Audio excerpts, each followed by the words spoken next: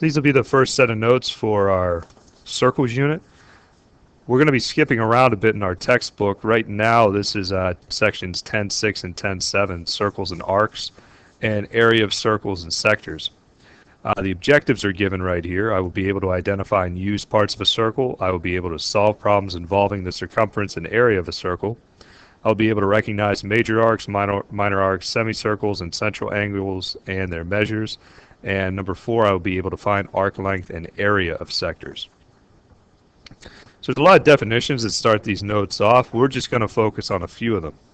We're going to focus on what a circle is, its center, its radius, and its diameter. Those are going to be the 4 big definitions for this video. So a circle is a collection of all points in a plane equidistant from any given point. So in order to best describe this, we need to first say what a center is. So the center of this circle here is G. And all of the points, set of points that go around it, make up the circle. They're all equidistant from G. And that brings us to what a radius is. The radius is any segment with endpoints that are the center and a point on the circle. So there are a lot of different radii here. Segment GC is a radius, segment GD, segment GA, segment GB, which isn't even connected, that's still a radius. A diameter, which you should all know, they use this word chord. A chord just passes through the center of the circle, and it touches 2 endpoints on the circle. So an example of a chord would be segment AD. Or sorry, an example of a diameter would be segment AD.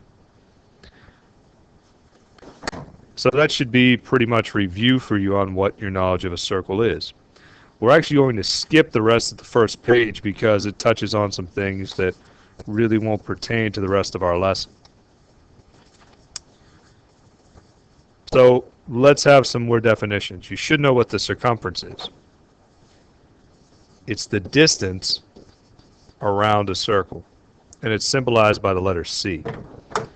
So on this circle, the circumference is just the entire distance around it.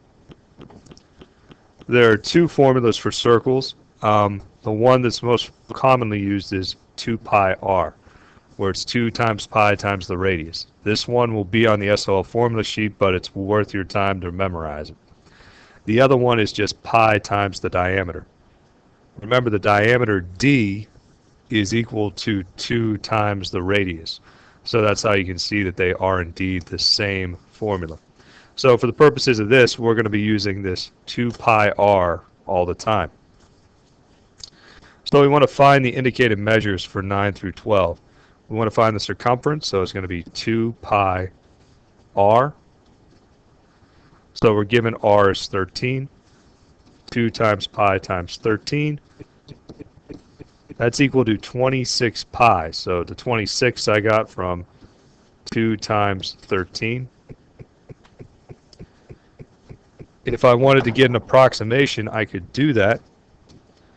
I would just need to type in 26 pi. This is an irrational number, so it's going to go on forever. So it's about 81.7. So sometimes problems will ask you to leave it in terms of pi. Other times it'll say round to the 10th, 100th, whatever. So this one's asking us for r. So I'm going to do a little bit of side work. I'm going to do this in blue. I know that the circumference is equal to 2 pi r. If I want to solve for r, I'm going to divide both sides by 2 pi. And r is equal to c over 2 pi. That's one way you can do this, is just to fill that in. What I would expect most of you to do is to know this formula, and then we just plug in what the circumference is. So 16.8 is equal to 2 times pi times r, which is what we want to solve for. I would solve for r is just divide by 2 pi. That's just a number. And I would get r is equal to 16.8 over 2 pi. That's about equal to, you have to be careful whenever you do this calculation to make sure that you use parentheses in the right spot. Make sure you put 2 pi in parentheses or you will get the wrong answer. That's about equal to 2.7. So that's how we solve that problem. Number 11 says if D is equal to 13 millimeters, then C is equal to what? Well, if D is equal to 13 millimeters, that means R is equal to 6.5. We cut 13 in half. So again, we get C is equal to 2 pi R, which is just 2 times pi times 6.5. It's going to be 13 pi, or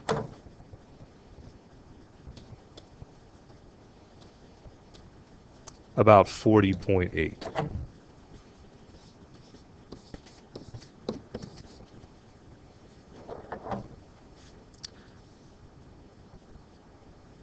So number 12 is just like number 10. I want you to do this one on your own. Again, you have a couple of different ways to do it. So now we talked a little bit about circumference. Area goes right along with it. So the area is the amount of square units that are on the interior of the circle, of a circle. And it's symbolized by a capital letter A. And the formula for area, hopefully a lot of you remember this, is pi r squared. So I don't think any of this should be too different from what you already know. So here's a few examples. We want to find the area of the circle, so area is equal to pi r squared. So we do pi times 6.8 squared. A couple different answers we can get for this one also. We can just do 6.8 squared, and we're going to get 46.24 pi, which is approximately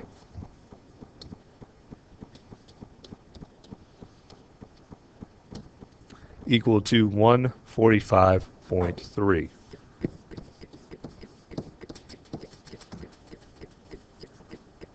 So we're given some units. I don't think I've put the units on the problems above. That's going to be inches squared. So these are just, that one would be millimeters. This is centimeters, and this is inches. So I forgot to put my units down. Notice that area is squared units, and circumference is not square units. So for number 14, we need to find the area of a circle with diameter equal to 8.4 centimeters. So the area is equal to pi r squared. I'm going to do this little side work. The diameter is equal to 2 times the radius, so that means that the radius is going to be equal to 8.4 divided by 2, which is 4.2. Remember, the radius is half of the diameter.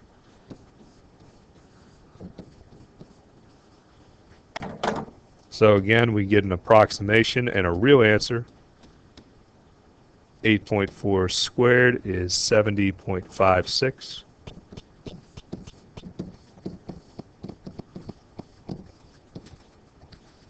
Which is about equal to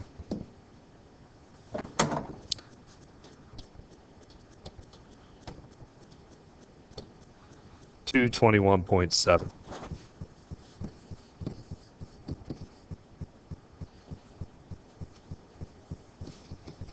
So again, don't forget our unit, centimeters squared. So number 15 asks us to find the radius of a circle with area 20 centimeters. So I'm going to do 15 in the margin here. Area is equal to pi r squared. We're given that the area is 20, and that's equal to pi r squared. So the first thing we need to do is divide by pi. Pi over pi goes away. So I'm going to move r squared to the other side. It's 20 over pi. And how I get rid of the square is to take the square root.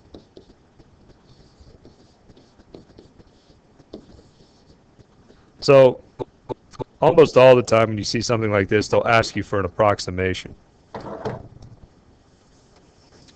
So a good thing to do is to first take the 20 over pi, which is right here,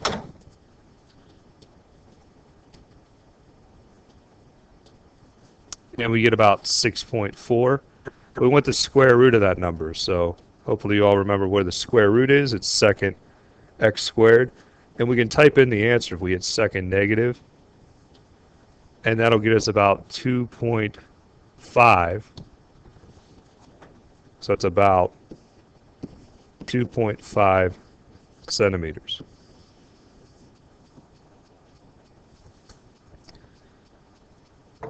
So number 16 asks us to find the diameter of a circle with area equal 49 pi.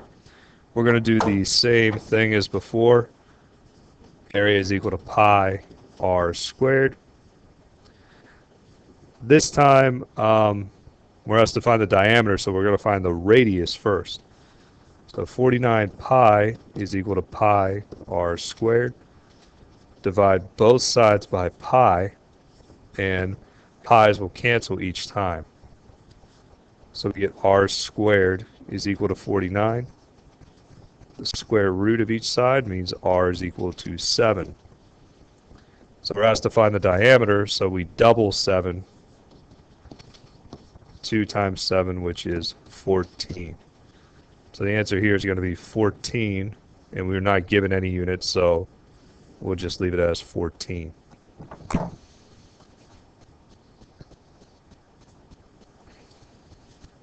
'17 and 18 are a little bit more complicated, but it'll give you a good idea of how well you understand area problems. These are more along the lines of the types of problems that you'll probably see on the SOL. For 17, we have to find the area of the shaded region. So our game plan for this is going to be to find the area of the large circle. So the area of the large circle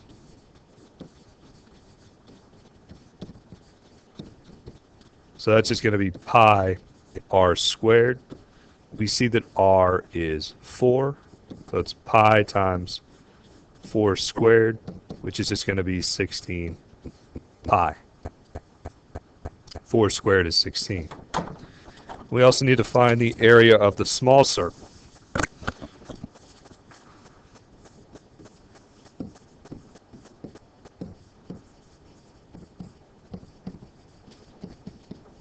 So we take pi r squared. The area of the small circle is 2. So it's pi times 2 squared, which is going to be 4 pi. So the area of the shaded region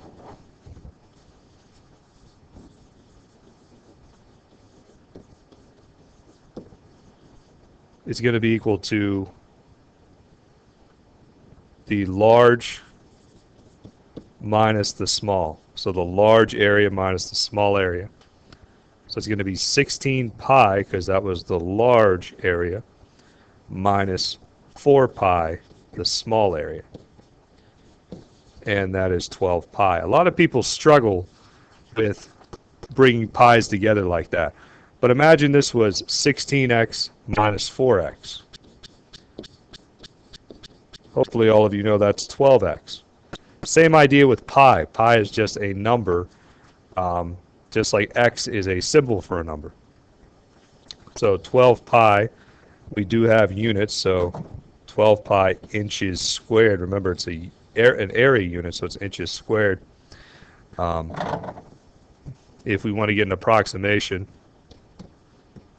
12 pi is about equal to 37.7. So if you were struggling with that and you didn't know how to subtract 16 pi minus 4 pi, you'll see that it's the same exact thing. So it's about 37.7 inches squared.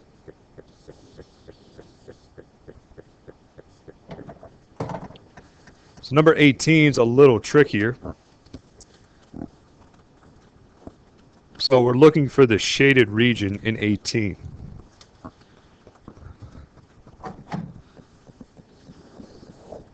So we're going to have the area of this entire square. So the area of the square is going to be equal to 13 times 13, which is 169 inches squared. And then the area of one circle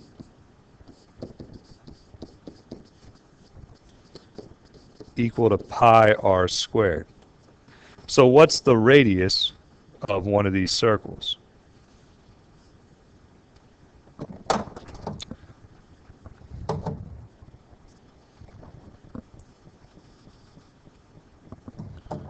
So the radius of one of these circles is going to be, there's another radius, there's another radius, there's another radius. So we know that 4r, 1, 2, 3, 4 r's, is equal to 13. So that means r is going to be equal to 13 over 4. So the area of one of those circles is going to be pi times 13 over 4 squared. So how this square works out is we square the 13, which is 169. We square the 4, which is 16. And we have pi. That's the area of one circle.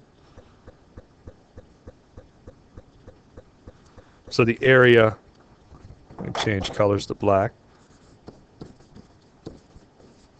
of 4 circles is going to be 4 times 169 over 16 pi. So that's just going to be 169 over 4 pi. So now we need to figure out the area of the shaded region.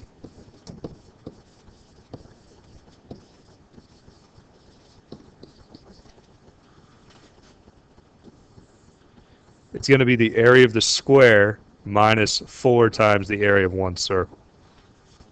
So the area of the square was 169 minus 169 over 4 pi. So whenever we enter this into the calculator, make sure you're using parentheses correctly. We see that's about 36.7.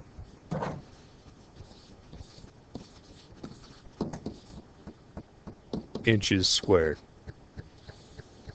So I expect you guys to have some questions on this. We can break this down in more detail in class. If you're not sure about it, maybe you want to rewind it, see which steps you were struggling with, because that's a bit of a tricky problem. Something you should be able to do, it just combines a couple concepts. So now we're moving on to what a central angle is. So we talked about area and circumference. Now we're going to talk about portions of area and portions of circumference. So a central angle is an angle whose vertex is in the center of the circle. So if I take a look, angle AFE is an example of a central angle. An arc is an unbroken part of the circle. So it says arcs with measures of less than 180 degrees. That's what a minor arc is. 2 letters are used in minor arc. These are the endpoints of the arc. So an example of this would be arc AE.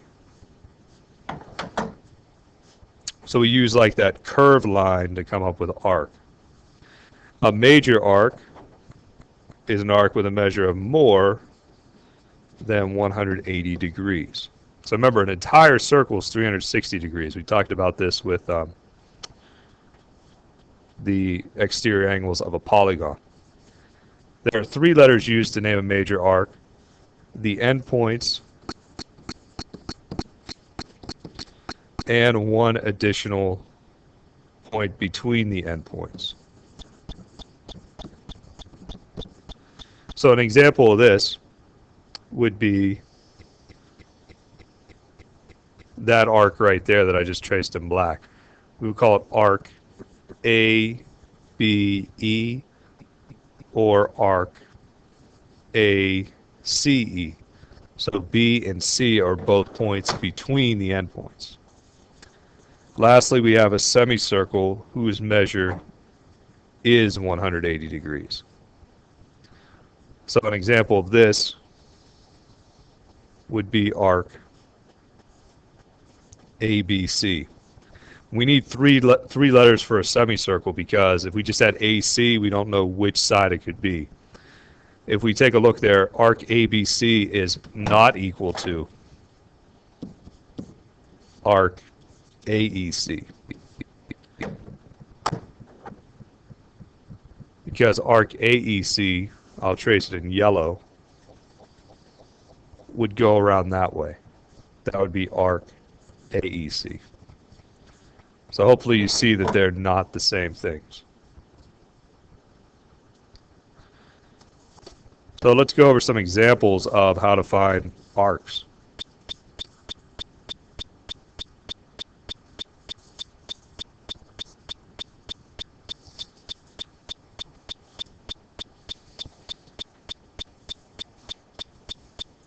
So we're asked to find the measure of angle SCT.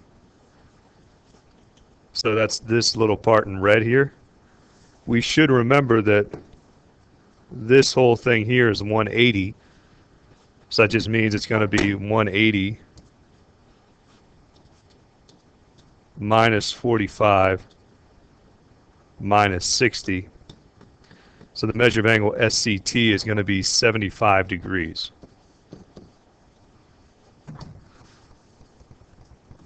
So we know this is 75 degrees, and the arc ST is just also going to be 75 degrees because the arc is equal to the central angle. So let's keep doing some examples. So if we take a look at angle SCU, that's going to be this angle here. So we know from the last problem this is 75. So it's going to be 75 plus 60, which is 135. And again, arc SU is just going to be 135 degrees.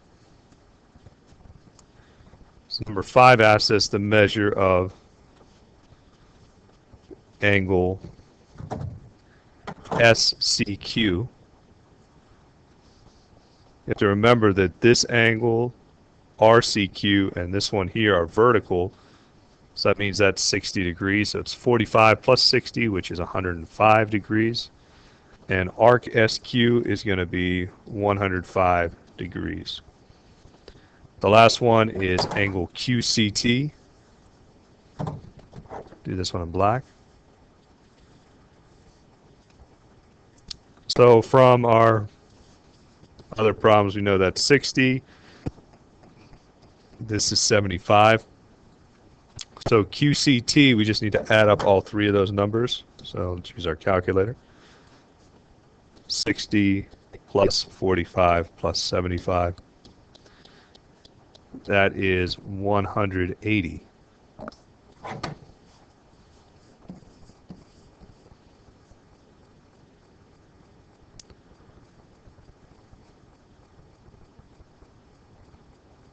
So the measure of arc QT is 180. This should actually be the measure of angle or arc QRT or arc QST because it's a semicircle. It's not a minor arc, so you need 3 letters.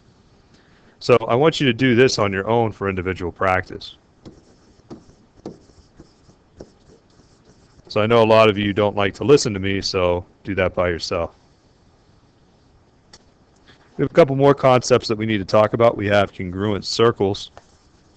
Congruent circles are two circles are congruent if they have the same radius. So it's asking us, or sorry, a congruent arc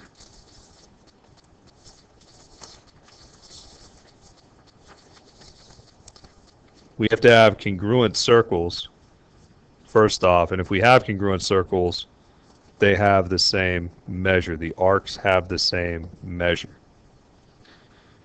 So in the same circle or congruent circles. So is AB congruent? Is arc AB congruent to arc DC? Yes. Remember, these angles are vertical angles, so therefore they have to have the same arc length. Are these XY and ZW, arc XY and arc ZW, are they congruent? No. The circles are not congruent.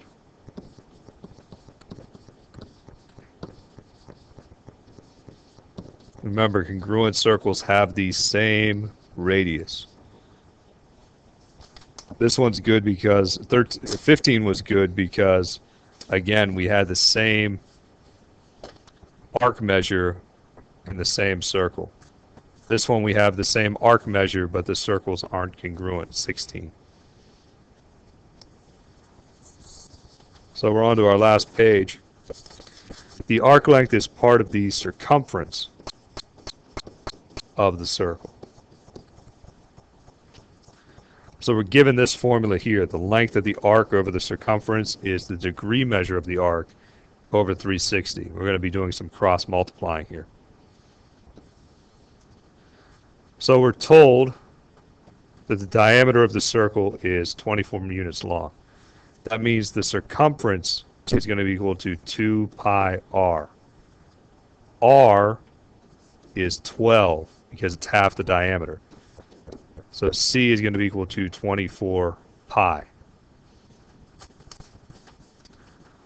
So we're told arc DE, if arc DOE is 120 degrees. So using our formula above, the length of the arc, that's what we want to find. X over the circumference, 24 pi, is equal to the degree measure of the arc, 120 over 360. So whenever I cross multiply this, I get 360x is equal to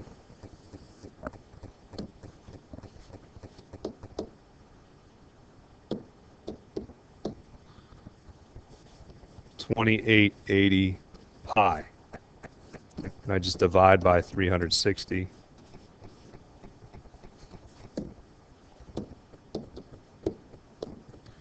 So x is going to be equal to 8 pi, which is about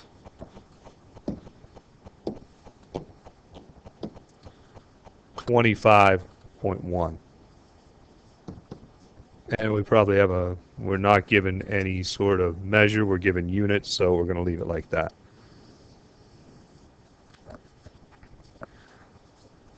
So I want you to do this one on your own. We're going to take a look at number 19. We should see that BAE is a semicircle, so we're going to keep the same equation as before. The only thing we're going to change is 180 over 360. So again, we get 360x when we cross multiply is equal to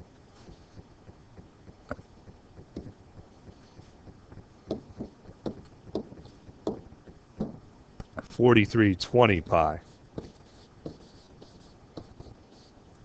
When we we divide by 360.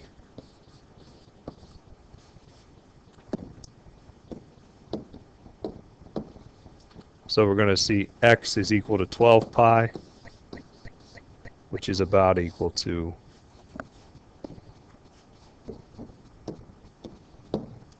37.7.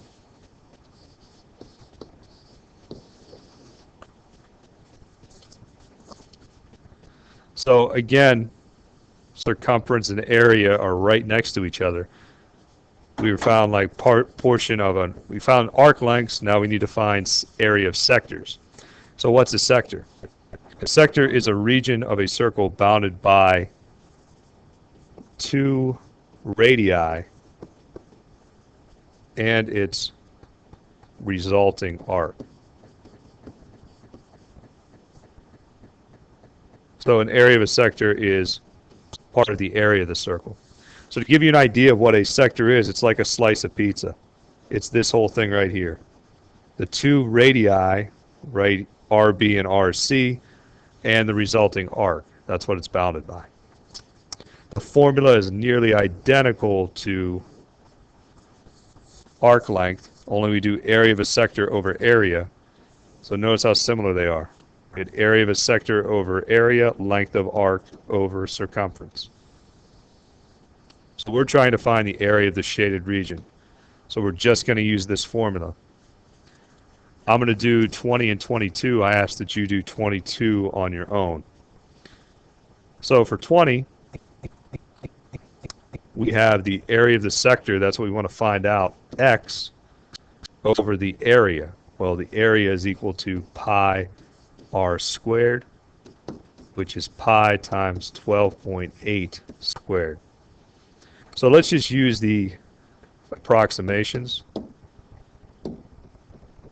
So it's pi 12.8 squared. So it's about 514.7.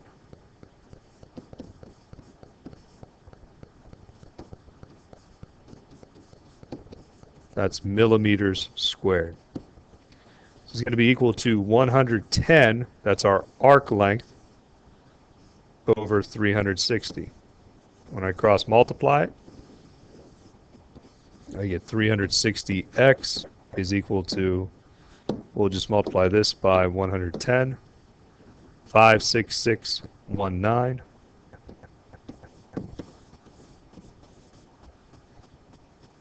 Then we divide it by 360, and we're going to get 157.3.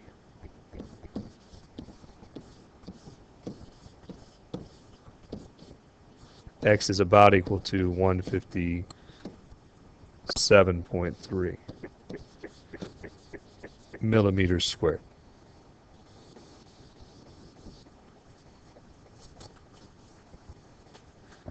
The last one I'm going to do for you is number 22. So I hope everybody can see that this angle here is going to be equal to 52 degrees. That's because this angle plus this angle are a linear pair. They're supplementary.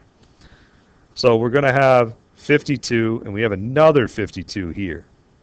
So that means in our equation, we're going to have 104. This comes from 52 plus 52 over 360. We also need to find, well, the area of the circle is going to be different because the radius is 10. So the area is equal to pi r squared. So it's equal to pi times 8 squared.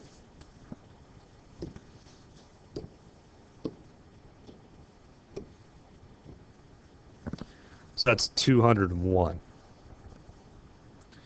So we get x over 201 is equal to this. So I'm going to assume you know how to do the math by now. How it comes out is 201 times 104 divided by 360, and we get it's about 58. So x is about 58. That's what the sector area is. So it's 58 centimeters squared. So I hope everything was okay with this. Please come to class prepared. Hopefully you'll do those few more examples to give you a little bit more help and a little bit more practice. And have a great day.